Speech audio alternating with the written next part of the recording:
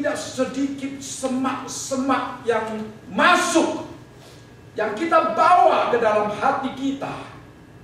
Dan itu akan menghimpit pertumbuhan firman Tuhan. Kalau kita mau tanahnya subur, harus dibuang. Harus dibuang. Dan yang kedua, batu-batu yang sudah menempati hati yang keras. Tapi saudara sekalian, bagaimana kita dapat mengubah hati kita? Di dalam Yeremia pasal yang ke-24 ayat yang ke-7 dikatakan, aku akan memberi mereka suatu hati untuk mengenal aku, yaitu bahwa akulah Tuhan. Mereka akan menjadi umatku dan aku ini akan menjadi Allah mereka, sebab mereka akan bertobat kepadaku dengan segenap hatinya. Di hati kita yang baru, yang dapat menerima firman Tuhan, adalah pemberian daripada Tuhan.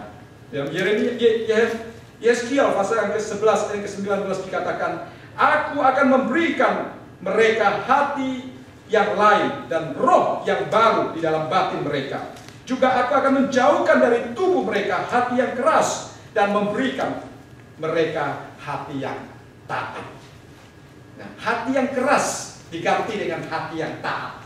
Di dalam Mandarin diterjemahkan hati batu diganti dengan hati daging.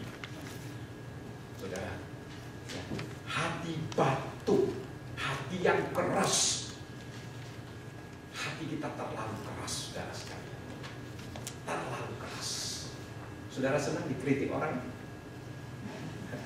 Dibilang, kalau kita dibilang, wah, pendeta Anodis sajalah ya. Kalau pendeta Anodis setelah khotbah dibilang, wah, khotbahnya hari ini sungguh menolong saya. Kira-kira gimana? Gitu ya, saudara sekalian ya. Kalau setelah khotbah salaman, hari ini khotbahnya kok begitu ya. Saudara-saudara sekalian, kita tidak gampang dikritik ya.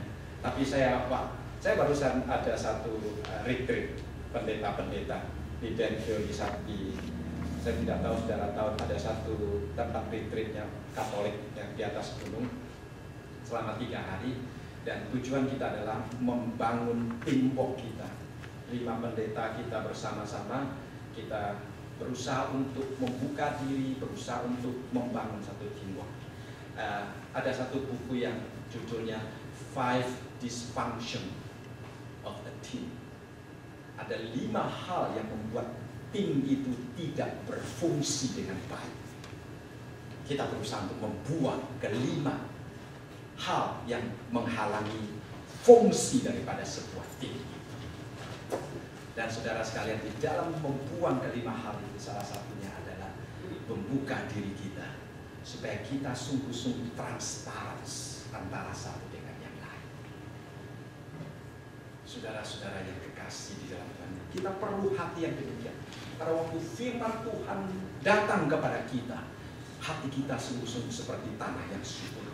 Dan hati ini hanya dapat diterima melalui doa kita kepada Tuhan.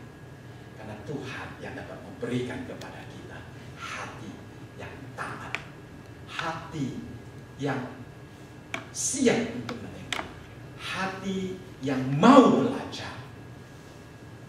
Sebelum Tuhan memberikan kepada kita hati yang demikian, mungkin hati kita seperti apa yang tercatat di dalam ayat yang ke-15.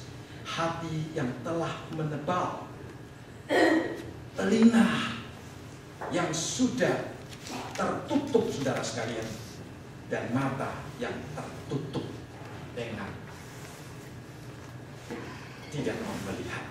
Itu adalah keadaan manusia sebelum menerima hati kita. Kiranya Tuhan menolong kita. Dengan demikian, setiap kali kita membaca firman Tuhan, baik pribadi ataupun secara kolektif, kita bersama-sama belajar firman Tuhan. Firman Tuhan hadir di dalam hidup kita. Firman Tuhan bertumbuh di dalam hati kita.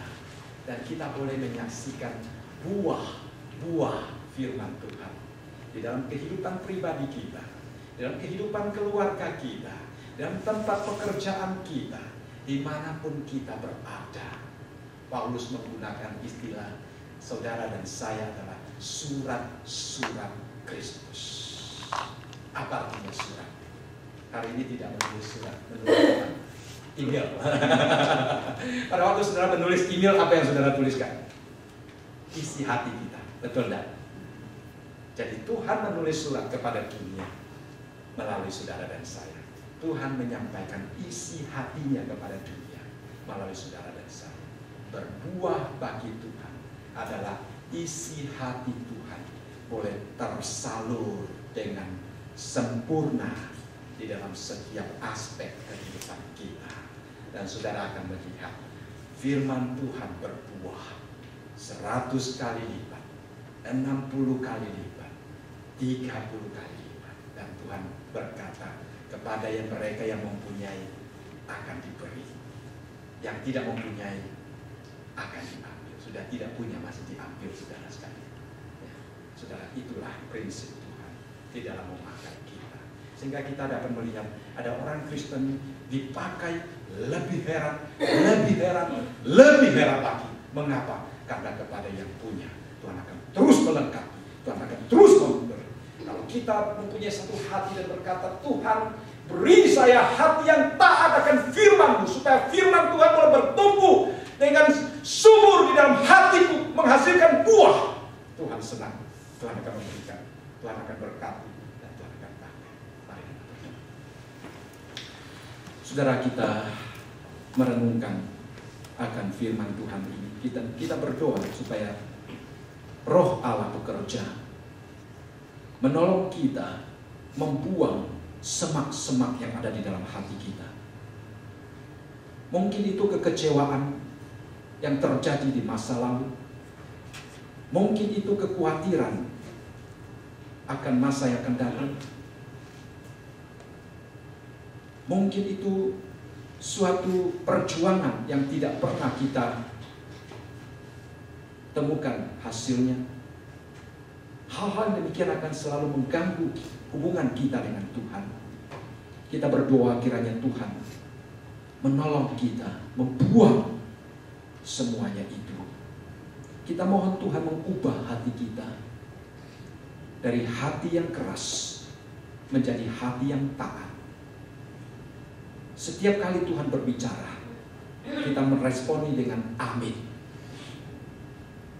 Dengan hati yang berkata, ini aku Tuhan, ubah aku Tuhan, utus aku Tuhan. Bapa, kami bersyukur karena Engkau kembali mengingatkan kami tentang betapa pentingnya hidup kami di mata Tuhan.